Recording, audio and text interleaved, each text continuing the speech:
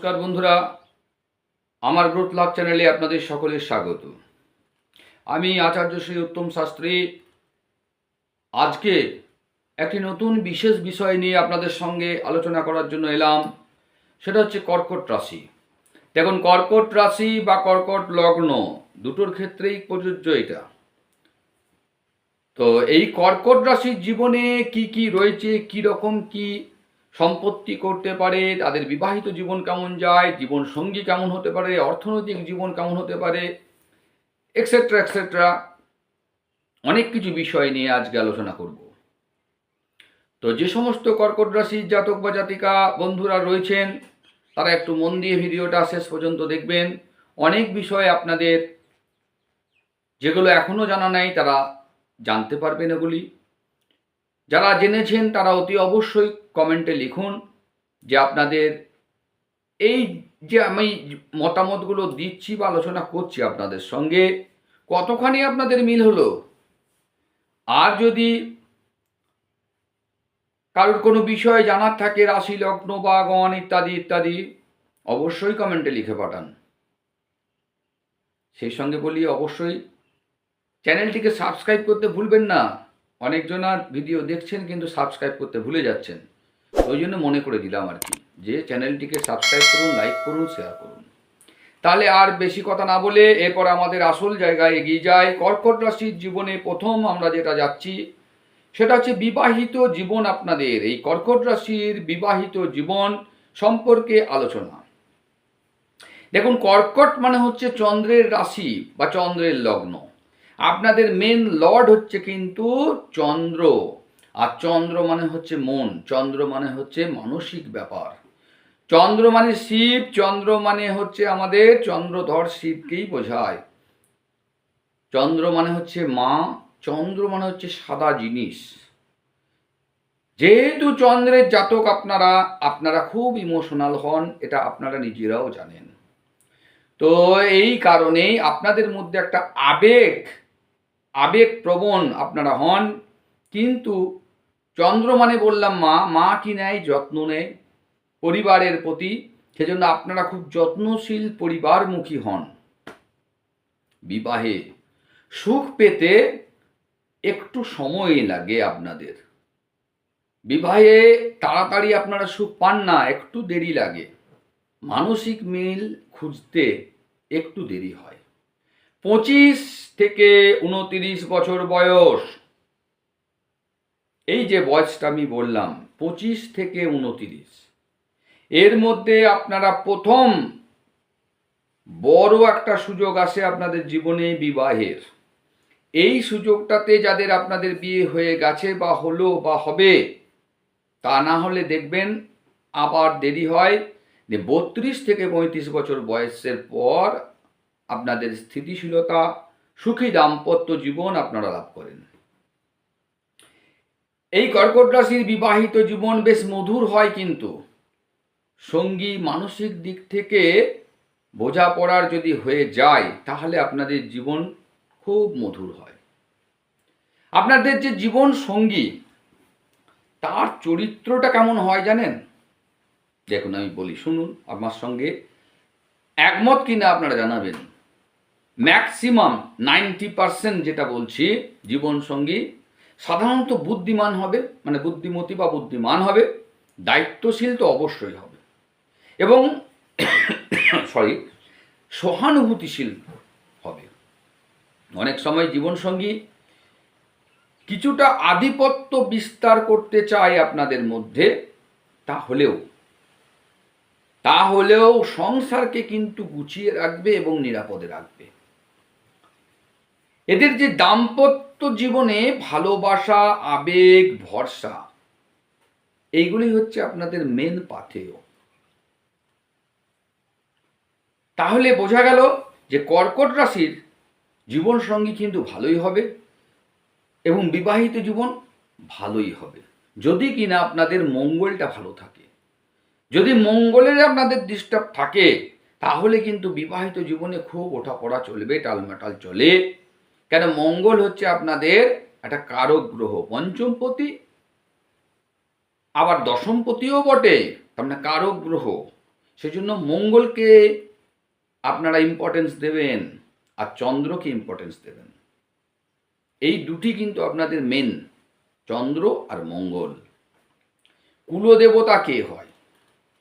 যাকে পুজো করলে, যাকে বিপদে আপদে স্মরণ করলে, যাকে একমাত্র মনে আসা উচিত আপনাদের, দেখবেন যে আপনাদের সব সময় রক্ষা করে, সে হচ্ছে কে জানেন? হর হর মহাদেব, দেবাদিদেব মহাদেব আশুতোষ। সেই শিব মহাদেব আশুতোষ, পার্বতী দুর্গা, চন্দ্রদেব। অবশ্যই পূজা করবেন এদের। যদি আপনারা শিব আর দুর্গা, মা আর বাবা, এই দুজনাকে যদি ধরে রাখতে পেরেছেন, জীবনে কোনো দিন কোনো সমস্যায় পড়বেন না। পড়লেও শুধু স্মরণ করুন, সব জায়গার থেকে উদ্ধার হয়ে যাবেন। যেহেতু চন্দ্র হচ্ছে আপনাদের মেন, সেজন্য মানসিক অস্থিরতা আপনাদের মধ্যে থাকে। এটাকে কন্ট্রোল করতে গেলে চন্দ্রের উপাসনা করতে হবে, সোমবার পালন করতে হবে। চন্দ্র গ্রহের অধিপতি হওয়ায় আপনাদের সোমবারে শিবের পুজো করুন, দুধ দিয়ে শিবলিঙ্গের অভিষেক করুন। বিবাহিত জীবনে প্রচুর উন্নতি পাবেন আপনারা। ওম সোম সোমাই নম মন্ত্রটিকে প্রতিদিন 108 বার জপ করুন। ওম নমঃ শিবায়, হর হর মহাদেব প্রতিদিন 108 বার জপ করুন। স্নান সারার পর প্রতিদিন ধ্যানস্থ শিবের পুজো করুন, ধূপ দেখান। শুধু কিচ্ছু মন্ত্র বলার দরকার নাই, শুধু এইটুকু বলুন, দেবাদিদেব মহাদেব আশুতোষ আমাদের প্রতি প্রসন্ন হও, আমার মনস্কামনা পূর্ণ করুন। দেখুন আপনার জীবন স্মুথ হয়ে যাবে। যতই বাধা আসুক, বিপত্তি আসুক, আপনারা ঠিক পেরিয়ে যাবেন। অর্থনৈতিক জীবনের দিকে আসি। অর্থনৈতিক জীবনটা আপনাদের কেমন হয় জানেন? জীবনটা আপনাদের ধীরে ধীরে ধীরে ধীরে অর্থনৈতিক উন্নতির দিকে নিয়ে যায়। 40 বছর বয়স হয়ে গেলে আপনাদের আর ফিরে তাকাতে হয় না। প্রথম জীবনটা একটু ওঠা নামা, টাল মাটাল চলে। 35 থেকে 45 বছর বয়সের পর অর্থনৈতিক স্থিতিশীলতা এবং সাফল্য আপনাদের জীবনে আসবেই আসবে। যাদের এখনো আসে নাই, 45 পেরিয়ে গেছে, কারণ কি? দেখুন তো, আপনার বৃহস্পতি ভাগ্য দেবতা রুষ্ট নেই তো। ছকে দেখতে হবে বৃহস্পতির পজিশন কোথায়। যদি বৃহস্পতি পীড়িত থাকে, মঙ্গল পীড়িত থাকে, অবশ্যই প্রতিকার করে ফেলুন। আর অবশ্যই যেটা বললাম, শিবের উপাসনা করুন। দেখুন আপনার উন্নতি হতে বাধ্য। যাদের হয় নাই তারা করুন, যারা হয়েছে তারা অবশ্যই করবেন। দেখুন, আপনাদের যে সমস্ত জাতক বা জাতিকা রয়েছেন, এই কর্কট রাশির জাতক বা জাতিকা বলছি, তারা জমি জমা, বাড়ি, ব্যবসা, স্থায়ী সম্পত্তি সব কিছুই কিন্তু করতে পারেন একটু বেশি বয়সে। 40-এর পর, 40-এর আগে তেমন কিছু খুব কম, হাতে গোনা দেখতে পাওয়া যায়। 40-এর পর আপনাদের মধ্যে এগুলো দেখতে পাওয়া যাবে। বার্ধক্যে আর্থিক দিক থেকে আপনি নিরাপত্তা নিশ্চিত পাবেন। পরিবারের পাশে থেকে আপনি শান্তি ভোগও করবেন। তবে সবসময় একটা জিনিস মাথায় রাখতে হবে, বৃহস্পতি যেহেতু দেবগুরু, আপনাদের ভাগ্য দেবতা, সেই কারণে যারা গুরু নেন নাই, অতি অবশ্যই গুরু দীক্ষাটা নেবেন। গুরুর আশীর্বাদ আপনাদের অবশ্যই প্রয়োজন, কেন গুরুর কৃপায় আপনাদের ভাগ্য খোলে। বয়স্ক মানুষদের শ্রদ্ধা ভক্তি করবেন। বাড়িতে মা বাবা বা দাদু ঠাকুমা থাকলে তাদের অবশ্যই শ্রদ্ধা ভক্তি করবেন, তাদের সেবা শুশ্রূষা করবেন। দেখবেন আপনার ভাগ্যের দরজা হট করে খুলে যাবে। ভাগ্যের দরজায় কোনো দিন দরজা লাগবে না, মানে চাবি পড়বে না, যদি এগুলো করতে পারেন। যারা করেননি এখন করুন, দেখুন কীরকম উন্নতি আপনারা পান, শুধু দেখবেন। বৃদ্ধ বয়সটা আপনাদের কেমন কাটবে একটু জেনে নেওয়া ভালো।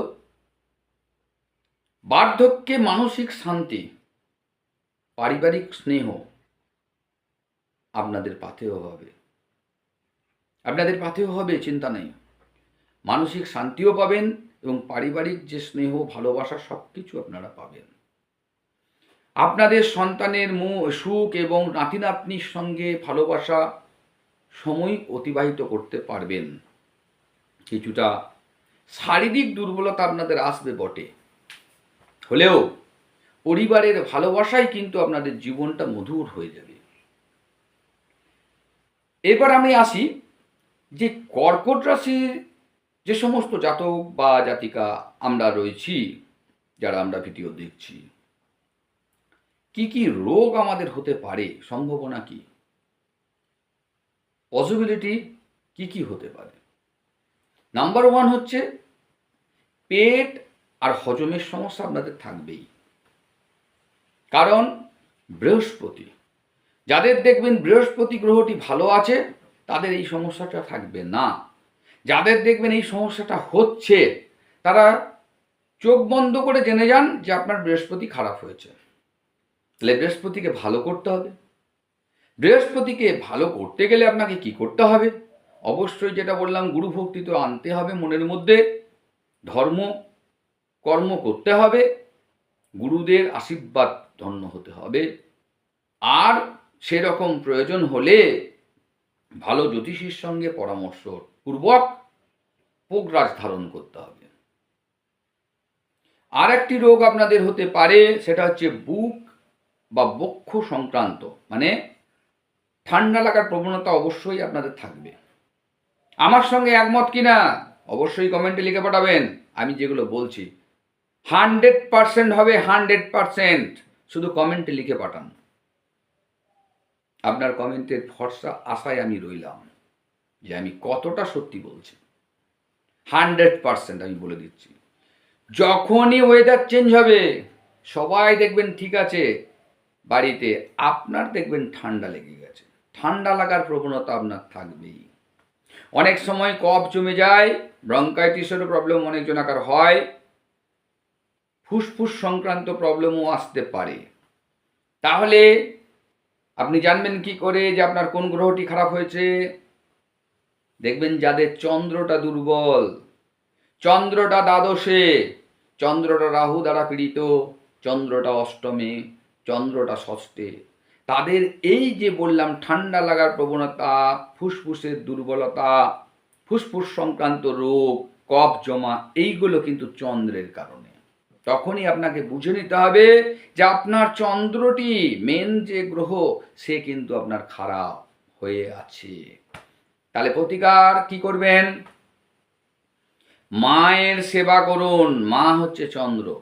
যত মাকে খুশি রাখতে পারবেন, মায়ের মনের মতন কাজ করতে পারবেন, তত আপনার চন্দ্র মজবুত হবে। যত আপনি মাকে দুচ্ছাই করবেন, মাকে দেখবেন না, মায়ের থেকে দূরে চলে যাবেন, আপনার দেখবেন এই প্রবলেমগুলো বেশি বেড়ে যাবে। কি কি বাড়বে বললাম? এই যে রোগগুলোর প্রবণতা আপনার বাড়বে, আপনার মনে অস্থিরতা বাড়বে, মানসিক অশান্তি তৈরি হবে, অজানা ভয় আপনার মধ্যে কাজ করবে। 100% হবে। যদি যেগুলো বলছি কতটা মিলছে একবার আপনি কমেন্ট লিখুন। যারা মাকে এখনো শ্রদ্ধা ভক্তি করেননি, করে দেখুন, জাস্ট করে দেখুন আপনার লাভটা কতটা হয়। মায়ের যত সেবা করবেন তত আপনার উন্নতি পাবেন, কেন চন্দ্র আপনার মেন। আর দেবতা হিসাবে যেটা বললাম, হর হর মহাদেব, মহাদেবের শরণাপন্ন হন, মহাদেবের শরণাপন্ন হন। মাকে ভক্তি করব না, মহাদেবকে ডাকবো, আমার মনে হয় না আপনি রেজাল্ট পাবেন। প্রথম গুরু মা, যে আমাকে জন্ম দিয়েছে, যে আমাকে পৃথিবীর আলো দেখিয়েছে, যে আমাকে প্রথম মুখে আহার দিয়েছে, তার থেকে বড় গুরু, বড় দেবতা পৃথিবীতে কেউ নেই। চন্দ্র মানে মা, এইটুকু মাথায় রাখবেন। মায়ের সেবা করুন, মাকে ভালোবাসুন। আপনি দেখুন আপনার জীবনে কি চাইছেন, সেটা যদি না পান মায়ের আশীর্বাদে তা আমাকে বলবেন যে পেলাম না। করে দেখুন। আর সাদা জামা, সাদা পোশাক আপনারা ব্যবহার করুন, লাভবান হবেন।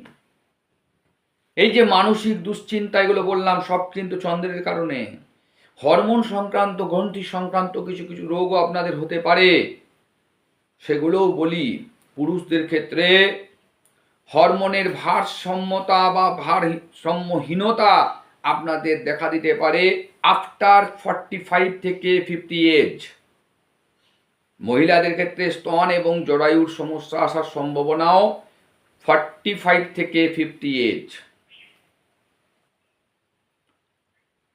এছাড়াও আপনাদের জলজাত সমস্যাও হতে পারে, শরীরে জল জমে যাওয়ার একটা প্রবণতা, কিডনির সমস্যা, মূত্রথলিতে ইনফেকশন, এগুলো কিন্তু চন্দ্রের কারণে হয়।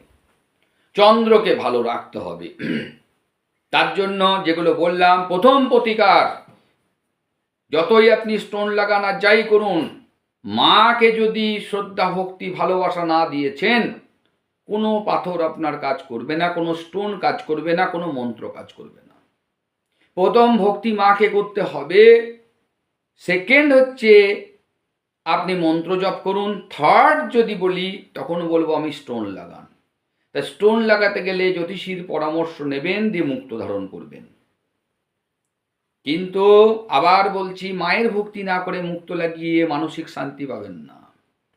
সেই জন্য বারবার আমি কিন্তু ওই জায়গাটা কেন ফোকাস করছি, কারণ চন্দ্র হচ্ছে আপনাদের মেন।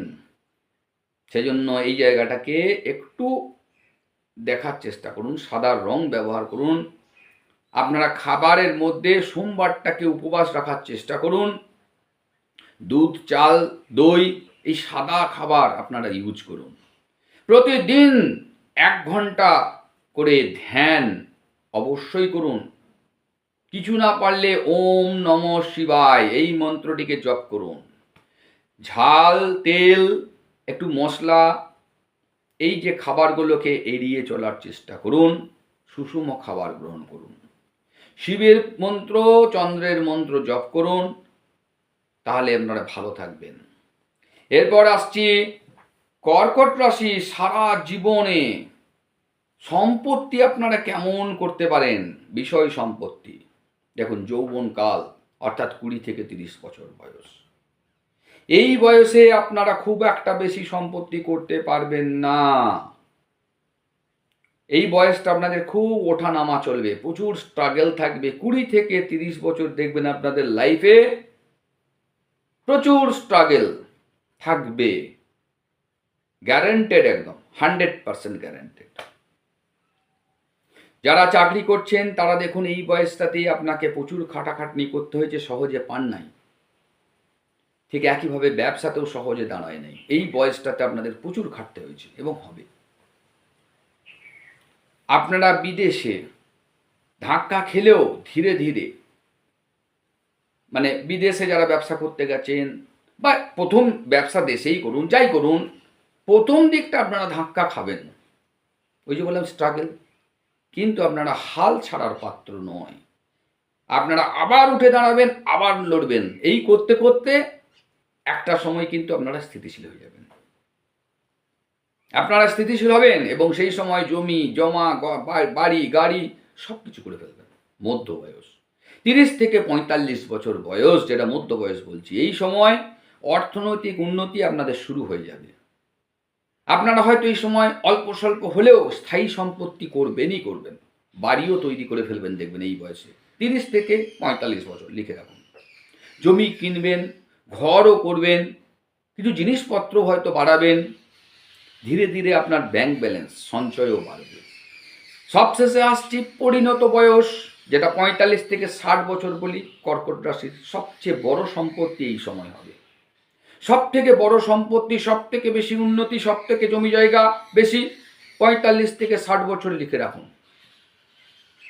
জমি জমা, স্থায়ী সম্পত্তি, বাড়ি গাড়ি, দোকান, ব্যবসা, শেয়ার, এমনকি পৈতৃক সম্পত্তিও আপনারা আগে পাবেন না, এই 45 থেকে 60 বছর বয়সের পর পাবেন। অনেকে এই বয়সে একাধিক ফ্ল্যাট করে নিতে পারেন, বাড়ির মালিক, একাধিক বাড়ি তৈরি করে নিতে পারেন। গাড়ির সব কিছু কিন্তু 45 to 60 এজ। তার আগে প্রচুর স্ট্রাগল, প্রচুর পরিশ্রম আপনাদের করতে হয়েছে, তারপরে এই জায়গায় কিন্তু এসেছেন, যার জন্য বৃদ্ধ বয়সটা আপনাদের সুখের কথাতেই আছে। যারা প্রথম জীবনটা আনন্দে কাটায় তাদের লাস্ট জীবন কষ্টে যায়, যারা প্রথম জীবন কষ্টে কাটায় তারা লাস্ট জীবন আনন্দে পার করে। সাময়িক আনন্দ সারা জীবন দুঃখের কারণ, এটা তো মাথায় রাখতে হবে। যেহেতু প্রথম জীবন আপনারা হার্ড অ্যান্ড সোল পরিশ্রম করেছেন, স্ট্রাগল দিয়েছেন, বৃদ্ধ বয়স কিন্তু আপনাদের আরামে যাবে। 60-এর পর কি হয়, বার্ধক্যে কর্কট রাশির যে সম্পত্তি স্থিতিশীল হবে, মানে ওঠা পড়া নাই, একদম ফিক্সড। বাড়ি তো বাড়ি, গাড়ি তো গাড়ি করেই যাবেন। সন্তানদের জন্য সম্পত্তিও রেখে যাবেন আপনারা। জমি বাড়ি থেকে ভাড়া পাবেন, ব্যবসা থেকে লাভ, সঞ্চয় থেকে লাভ, সব কিছু আফটার 60 এজ। আর যারা সার্ভিস করছেন তারা তো 60 এজে ধরুন রিটায়ার হচ্ছেন, মানে ওখান থেকে একটা মোটা টাকা আসছে। ব্যবসা করছেন তাদেরও দেখবেন সেই সময় একটা মোটা টাকা আসবে। স্থায়ী সম্পত্তি অ্যাকচুয়ালি কাকে বলে, আফটার 60 এজ আপনাদের কম বয়সে হবে না। সম্পত্তির ধরন কি কি হয় আপনাদের দেখুন বলি। নাম্বার 1 জমি, বাড়ি, ফ্ল্যাট, বাগান বাড়ি। নাম্বার 2 স্থায়ী সম্পত্তি বলতে জমি হবে, বাড়ির ভাড়াও পেতে পারেন। 3 নম্বর সঞ্চয় হবে, স্বর্ণ মানে সোনার গয়না টয়নাগুলো কিনতে পারেন, ব্যাংক ব্যালেন্সও বাড়বে। এছাড়া পরিবারের মাধ্যমে পাওয়া আপনার পৈতৃক সম্পত্তিও আপনাদের থাকবে। এই জিনিসগুলো কিন্তু আপনাদের হবে। এবার সম্পত্তি বৃদ্ধি আপনারা কি করে করবেন তার টিপসে আসছি।